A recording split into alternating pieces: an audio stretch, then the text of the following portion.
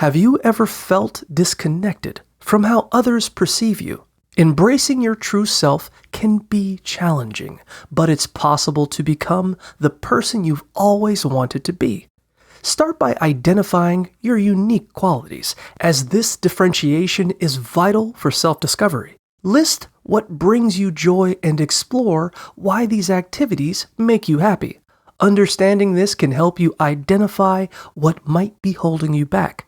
Acknowledge fears and insecurities that hinder your growth, and consider journaling or discussing these feelings with trusted friends or a therapist. Recognize your unmet needs and establish realistic positive goals focused on self-improvement.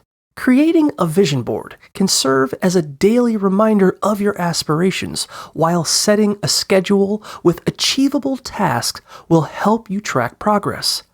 Be prepared for setbacks, viewing failures as learning opportunities, and identify triggers for any bad habits you wish to break.